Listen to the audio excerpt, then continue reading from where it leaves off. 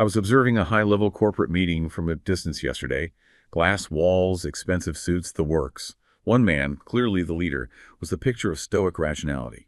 He was lecturing his team with a calm, measured baritone, using phrases like emotional detachment and pure logic. He seemed like the architect of his own reality, totally in control. But then a junior associate made a minor formatting error on a slide. It was a trivial mistake, easily fixable. Yet the transformation in the leader was instantaneous and terrifying. That mask of civilized logic didn't just slip, it shattered. He slammed his hand on the table, his face flushing a deep crimson, and launched into a personal attack on the associate's character. The logic he prized so highly vanished, replaced instantly by a defensive wounded animal lashing out to protect its territory. Watching him, it became obvious. He wasn't angry about the font size. He was reacting to a perceived loss of control, a bruise to his narcissism. He thought he was a modern, enlightened executive, but in that moment, he was just a scared child in a costume.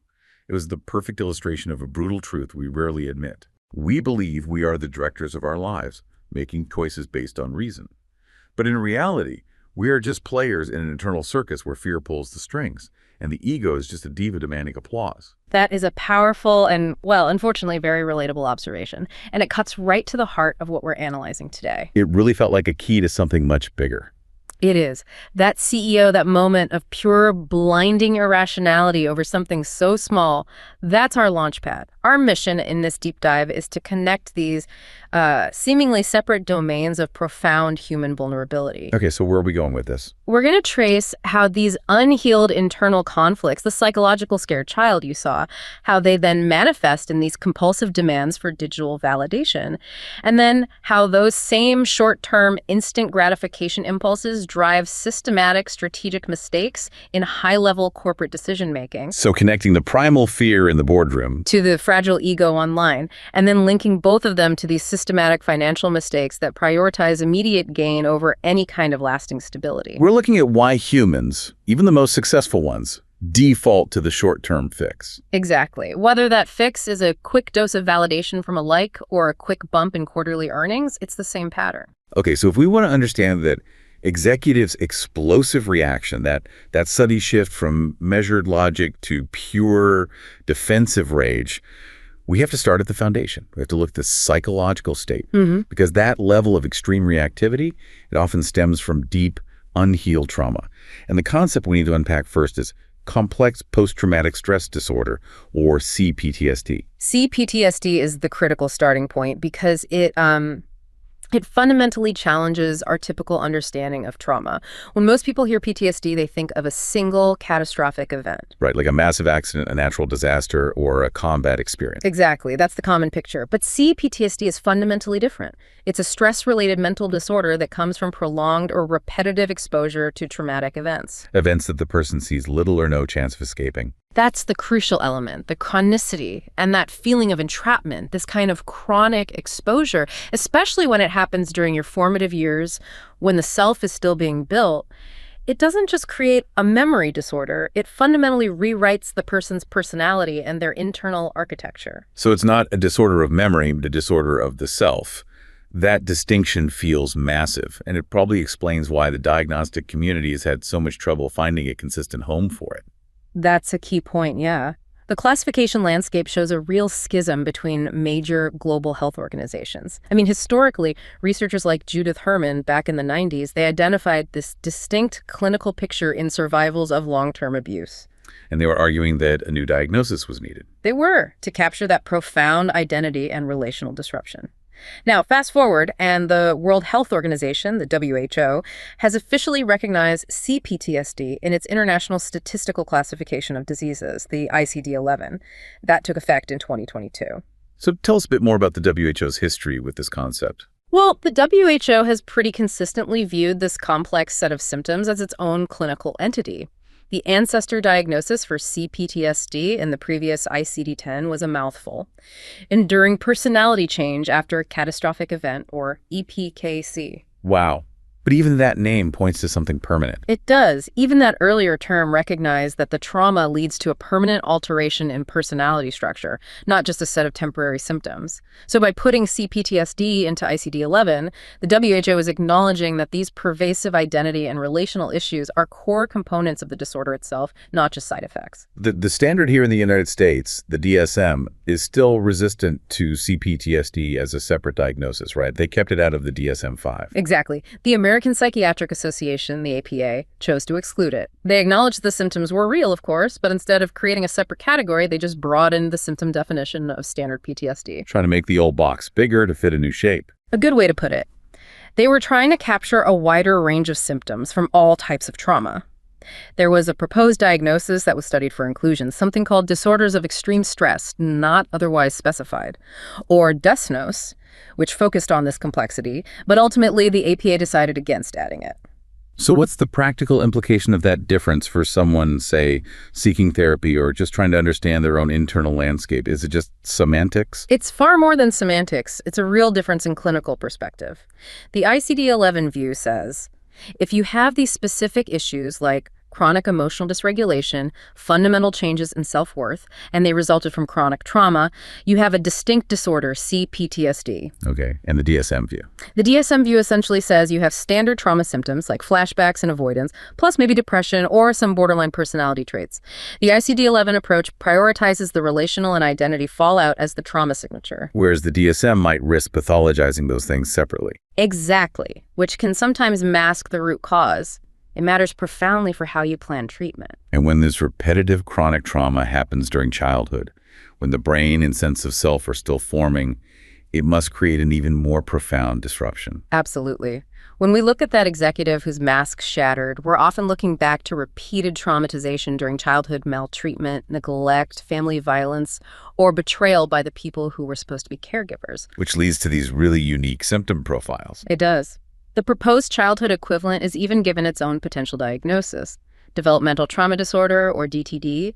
It specifically addresses how trauma impacts a child's neurological and psychological development, especially their ability to regulate emotions and form secure attachments. This kind of trauma isn't just an event, it's a deep, pervasive interruption of identity formation itself. That makes the symptoms of CPTSD sound far more encompassing than just being startled easily or having a flashback.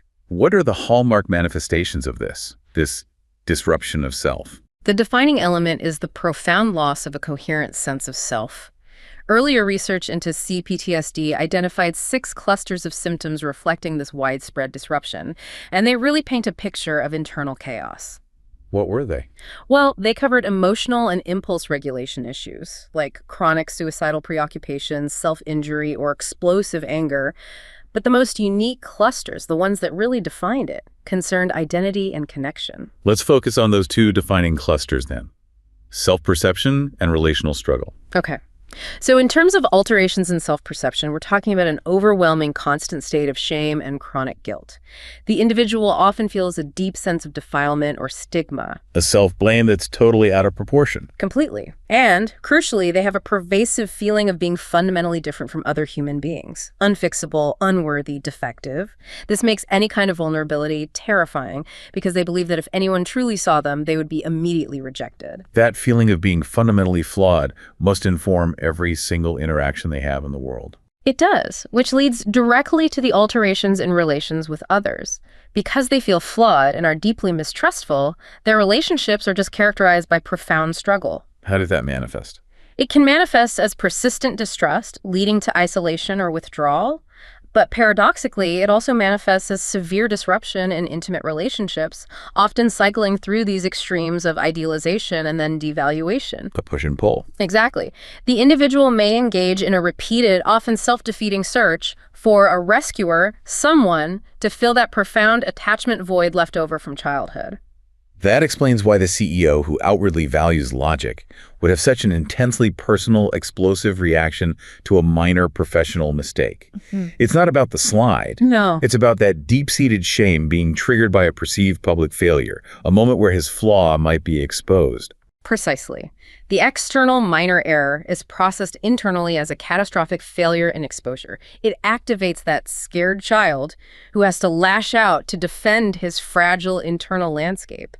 And the ICD-11 definition formalized this by requiring specific criteria beyond standard PTSD. Remind us of those 3 complexity criteria that the ICD-11 adds. To get a CPTSD diagnosis under ICD-11, you have to meet all the standard PTSD criteria: re-experiencing, avoidance, heightened threat perception, plus these 3 specific complexity criteria. They're often called disturbances in self-organization, or DSO. And they are. First, difficulties regulating emotions. That's the emotional explosion we saw in the CEO. Second, changes in beliefs about oneself, so profound feelings of worthlessness or significant shame. And third, difficulties maintaining close relationships, that persistent struggle with trust and intimacy. So the key differentiator, then, is that these 3 criteria really characterize the complexity of the ongoing trauma, and they fundamentally link it to attachment disorder. Yes. The underlying issue is often a pervasive, insecure, or disorganized attachment type. When the attachment figures, the people who are supposed to provide safety, are instead the source of danger or neglect, the child learns that the world is unsafe and that seeking connection is risky. And that loss of a coherent sense of self is the psychological consequence. It is. It means they lack an integrated understanding of who they are, especially outside of performance or a role. Okay, that profound relational wounding, the inability to trust yourself or others, it sets the groundwork for the compulsive behaviors we see in adulthood. If you can't rely on your own self-worth, you become pathologically reliant on external validation. This leads us directly to the concept of compulsive dependency. Right. And interpersonal dependency is defined as a personality trait. It's characterized by thoughts, beliefs, feelings, and behaviors that all revolve around the need to associate closely with valued people. It's not just wanting to be with people, though. No, it's an over-reliance on others for validation, for guidance, for decision-making. In its most extreme forms, it's characterized by a profound fear of abandonment, combined with this tendency to suppress any interpersonal anger, for fear of driving that needed person away. So, if the CEO in our opening anecdote feared the loss of control, the dependent person fears the loss of the source of control or validation, it's a desperately protective strategy. It is a desperately protective but ultimately self-defeating strategy, and the research confirms this. A study analyzing young adults from 20 to 40 years old established a statistically significant and direct link. Which was? As trauma exposure in childhood increases, interpersonal dependency increases as well. Dependency becomes the default automated response to those deep-seated wounds. Can you elaborate on the mechanism of that wound transference? How does childhood pain turn into this kind of adult reliance? The mechanism is really rooted in the failure of primary attachment. When those primary needs for safety, for mirroring, for validation, when they aren't met through neglect, abuse, or abandonment, profound emotional and psychological wounds form. The child is faced with an impossible situation. They need the caregiver to survive, but the caregiver is also the source of pain. Exactly. This is where that concept of the confusion of pain and love comes in. That's a powerful and disturbing phrase. It is. The child can't afford to acknowledge that their only source of survival is fundamentally harmful, so they maintain the bond. They often internalize the fault, that's the shame we discussed, and confuse the intensity of the relationship, even the intensity of the abuse, with love or necessity. And the survival strategies they learn become hardwired. They do. The learned responses for surviving that toxic bond, suppressing your needs, avoiding conflict, seeking constant reassurance, they become hardwired into the adult personality as dependency. They are compulsively seeking to finish the relationship they never got to have or avoid the abandonment they constantly feared. It sounds like the person who needs others the most is often the person who trusts them the least. That's it in a nutshell. They're locked into that cycle.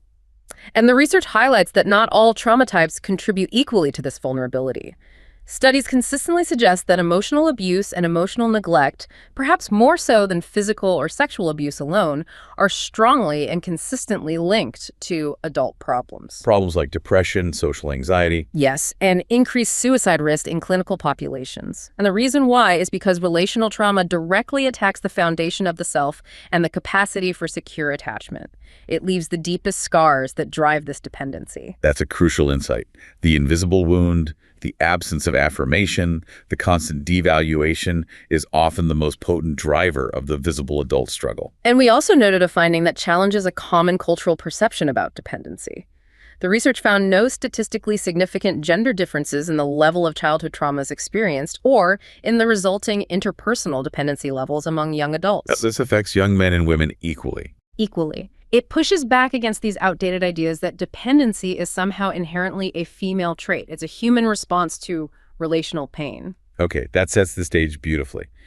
We've established that a wounded individual is highly reactive, prone to explosive emotional regulation issues, and fundamentally reliant on external sources to validate their fragile self. Now let's leave the internal monologue and see how this wounded ego performs on the world's largest external validation stage: social media. It's the perfect transition. Right. If the underlying psychological need is dependency for validation, social media is not just an echo chamber. It's a fully weaponized validation engine. You press a button, and you instantly receive external proof of your worth, or at least your desirability. It is the perfect ecosystem for narcissism to flourish. These platforms, from image-heavy Instagram to short-form Twitter, allow for rapid self-enhancement. You can curate a perfect self, share highly flattering or boastful content, and immediately get quantifiable feedback: likes, comments, shares. And this instant scalable feedback appeals directly to that growing desire for attention and praise. In societies where researchers have shown narcissism scores have been on the rise for a while now, It short-circuits the need for actual achievement. You don't need to earn respect over years. You just need to post the right picture at the right time. But we've established that narcissism comes in different flavors. Which specific type thrives best in this digital arena? the data points overwhelmingly toward grandiose narcissism as the personality type best suited to dominate these platforms. To understand why, we can look at the underlying traits using the Big Five model, which describes fundamental dimensions of personality. Let's define those relevant traits quickly for clarity. Absolutely. So, grandiose narcissism is composed of high extroversion, being energetic, assertive, and outgoing, and high openness, which is being inventive and curious. But this is coupled with critically low agreeableness. Meaning they're competitive, suspicious, and unconcerned with others' feelings. Exactly. And since extroversion itself is independently linked to generating more social content and seeking larger networks, the grandiose narcissist has the inherent drive and personality structure to be highly active and highly visible online. So they are naturally wired to put themselves out there, and they don't lose sleep over whether other people think they're showing off. That's it. Their lack of agreeableness means they prioritize self-promotion over social harmony. They operate under what's called an unmitigated approach model.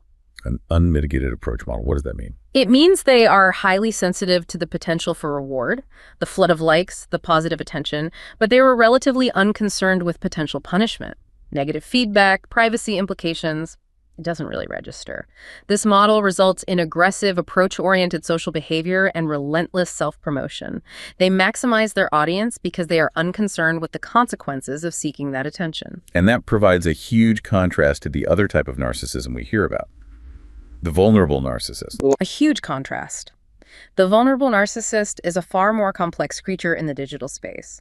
They still desire praise and attention, but their foundational traits are different. Low agreeableness, yes, but crucially high neuroticism. So they're anxious, worried, and emotionally unstable. Right. They're motivated by both approach, the desire for praise, and avoidance, the intense fear of criticism.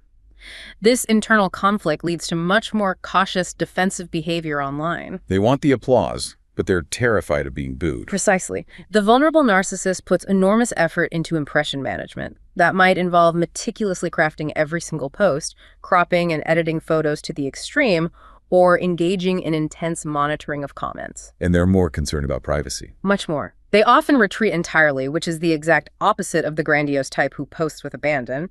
This internal conflict, that craving for validation paired with paralyzing fear, explains why they don't show the same high-frequency, high-volume engagement as their grandiose counterparts. Let's move from theory to the quantifiable data. How does this unmitigated approach model translate into measurable online behavior?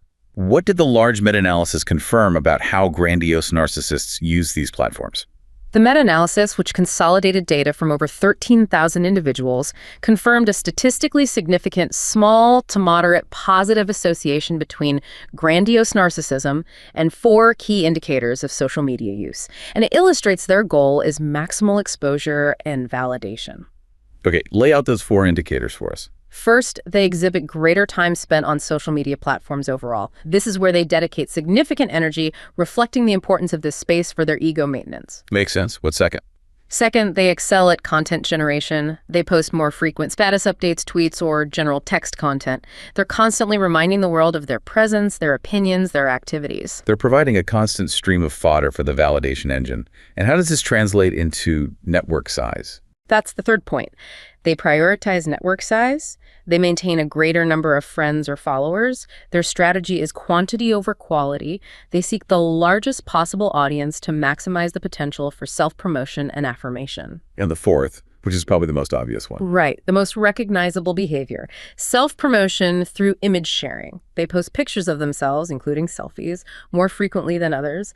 This is the visual currency of grandiosity, a bold declaration of their perceived superiority or attractiveness. It's interesting how seamlessly their core personality traits translate into highly optimized digital behavior. I mean, they're built to win the attention economy. They truly are. They maximize exposure and minimize concern for consequence, which is the textbook definition of the unmitigated approach in a low-stakes environment like social media.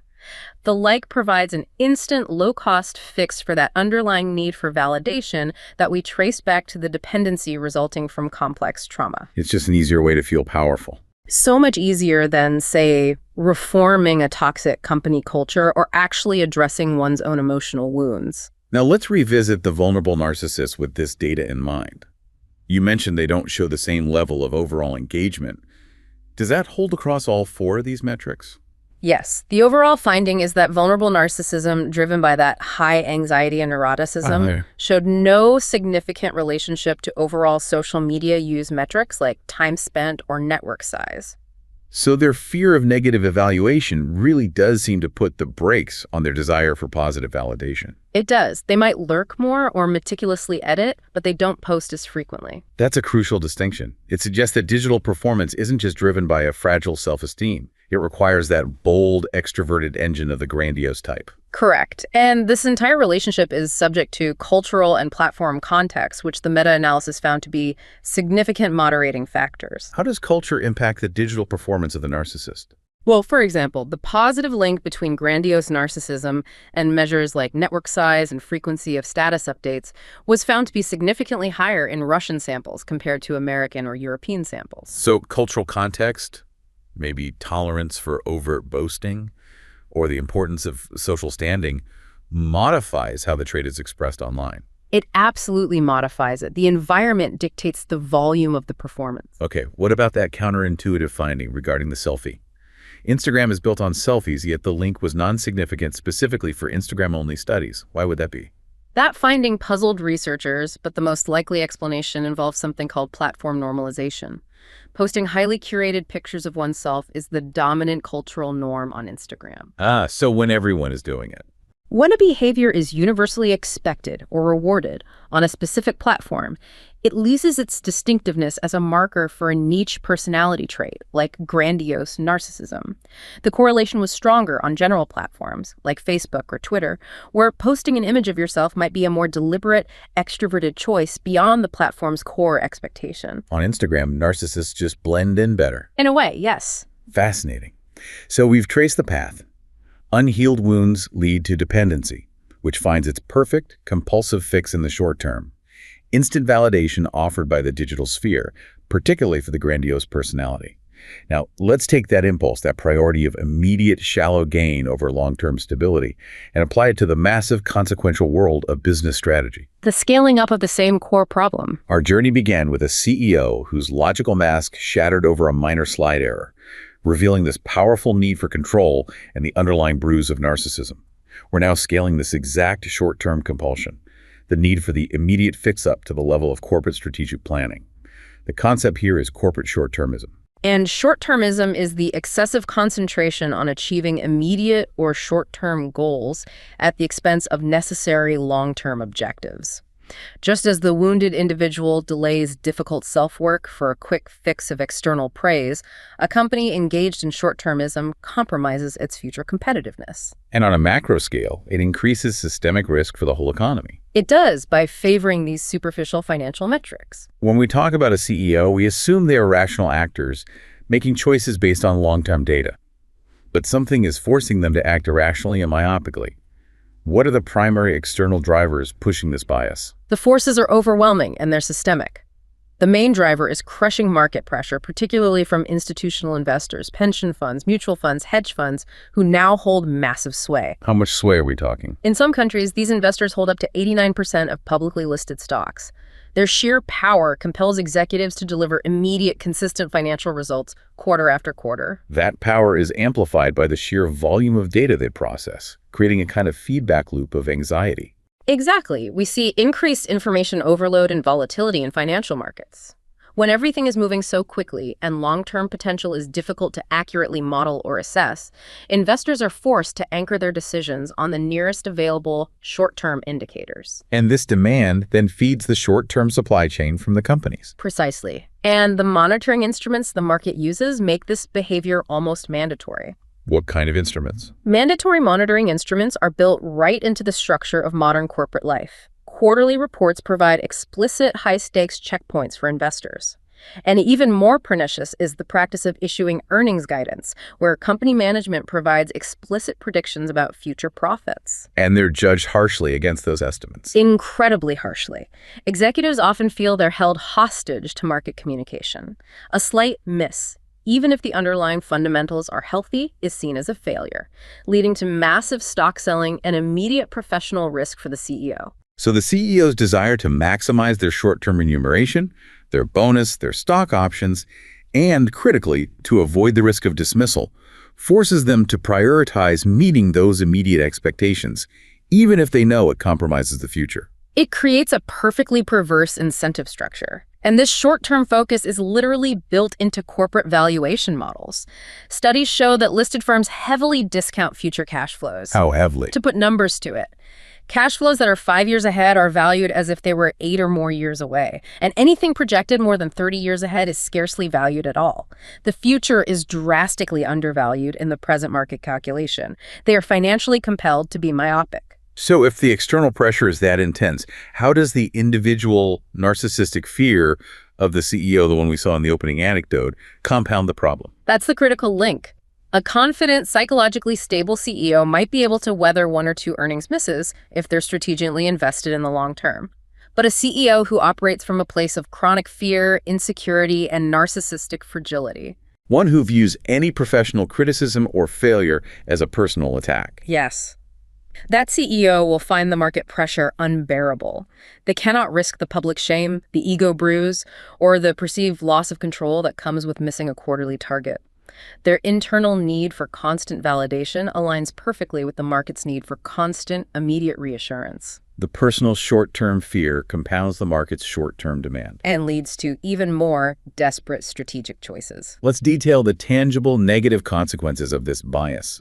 What are the 2 primary channels through which short-termism harms the company? We can start with the executive stability itself. Channel 1 is shortened CEO tenure. The global tendency toward shortening CEO tenure is a measurable negative consequence of this pressure. In a European sample studied from 1998 to 2013, the average tenure of an outgoing CEO was only 5.6 years. And I bet a lot of them serve for even less time. Almost half serve less than 4 years. This rotational instability is expensive and destructive. What's the measurable value of stability then? Well, the data provides clarity on the positive impact of stability. Increased CEO tenure positively influences profitability, specifically return on equity, ROE, and overall market capitalization. For instance, an additional year of CEO tenure leads to a long-run average increase in annual ROE by 0.3 percentage points. So stability is essential for sustained improvements. It is. While the marginal benefits decrease as tenure extends, meaning the biggest boost comes from moving out of that short tenure zone, the foundational stability is essential. Constant turnover systematically erodes this value. That instability leads directly to the second, more destructive channel of harm, the neglect of investment activity. This is the corporate version of delayed gratification failure. Channel 2 is neglect of investment activity. And this is the ultimate short-term trade-off. Capital expenditures, which crucially include research and development, R&D, require immediate cash outlays. And those expenditures negatively impact the current financial statements. Right. They hurt the very quarterly reports the CEO is judged on, while the benefits are delayed, uncertain, and often won't be realized for many years. So if I'm a vulnerable CEO who needs a quick win to satisfy the market and save my job, R&D is the easiest thing to cut, even though it's the lifeblood of innovation. Precisely. Executives facing intense short-term scrutiny have an overwhelming incentive to cut these outlays, even if they know it starves the company's future. And econometric analysis confirms this immediate penalty. What does it show? In the short run, increasing investment expenditures negatively affects market capitalization. To be specific, a 10 percentage point rise in capital expenditure leads to a deceleration of market capitalization growth by 1.6 to 3.9 percentage points.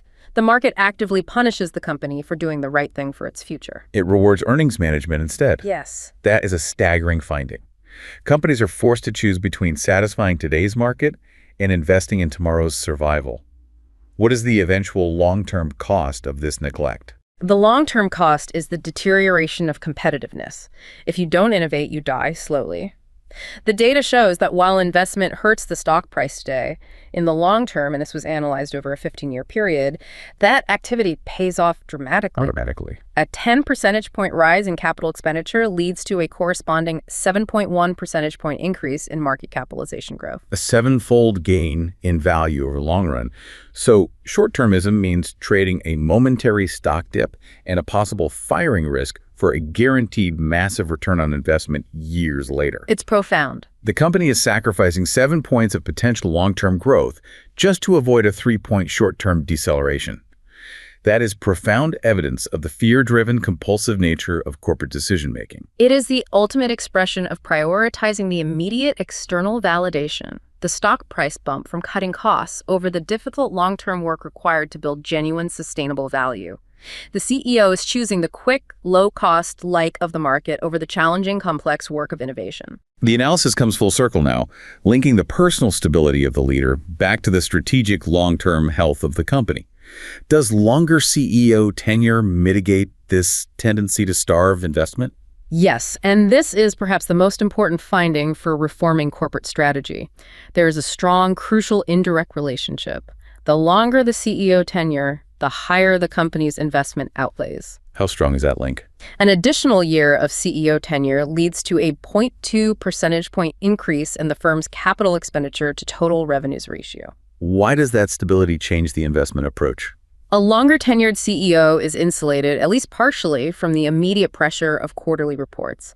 They have the experience, the political capital, and the time horizon necessary to champion multi-year R&D projects that will hurt the current P&L.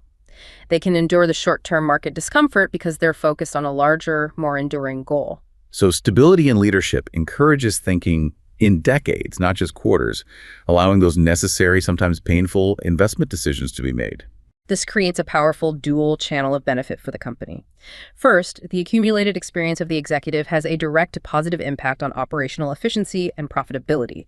That's the ROE boost. Okay. And second, indirectly, that stability facilitates higher investment activity, which structurally improves the company's long-term competitiveness and market value. The pressure to shorten CEO tenure actively undermines both of these channels. It leads to a race to the bottom in innovation. And finally, we saw a note about leadership succession. Does the source of the replacement matter? It does. The research indicates that appointing an insider successor shows a positive impact on company profitability, on ROE in both the short and long term. And that's not surprising. No. No. An insider likely possesses a deeper institutional memory, has a clearer understanding of necessary long-term projects, and is potentially less inclined to make dramatic short-term cuts just to make a quick splash and justify their hiring, which is often a tendency of outsider CEOs. Look. Internal experience contributes strongly to sustained strategic performance. The entire ecosystem, from the emotional wound of the individual to the financial structure of the global market, it seems oriented toward demanding the immediate low-cost fix, rather than rewarding the difficult long-term work of building real strength. We started this deep dive with the undeniable reality that the mask of logic is fragile. easily shattered by a minor perceived threat, revealing the scared child motivated by narcissistic injury. We've traced that impulse across the domains of psychology, digital performance, and corporate finance. Whether we're examining a deeply wounded individual forming codependent bonds in response to complex trauma, Or a fragile ego aggressively performing online to secure instant validation. or a corporate leader sacrificing research and development for quarterly earnings, the root pattern is consistently the same. The pattern is the prioritization of immediate external reassurance, that quick, superficial fix over the difficult, sustained effort required to build genuine self-worth, deep relationships, and lasting corporate value. The dependent person compulsively seeks the immediate rescuer. The narcissist compulsively seeks the immediate like, and the vulnerable executive compulsively seeks the immediate earnings beat. In every single scenario, the behavior is self-defeating, and it compromises the ability to thrive over time. You trade enduring power for momentary safety. The complexity of the trauma requires phased, long-term psychological recovery focused on rebuilding the self, a process that is often avoided because it's so intensely uncomfortable. And the complexity of the digital sphere demands authenticity and patience, which the approach-driven grandiose ego finds inefficient. And the complexity of the global market demands strategic investment and stability that short-term bias absolutely forbids. But the data provides the clear, unified antidote to this endemic short-term reflexive behavior, whether it occurs in the boardroom or in an intimate relationship. Stability, experience, and an orientation toward delayed, sustained benefits. Right. That strong positive correlation between increased CEO tenure and higher long-term investment activity proves that maturity and stability in leadership translate directly into enduring corporate health. Just as sustained, phased recovery models are necessary to integrate deep psychological wounds and build an authentic sense of self, enduring organizational health requires the fortitude to endure the discomfort of the present for the greater strength and reward of the future. True competence is defined by the ability to prioritize the 5-year plan over the 5-second feeling.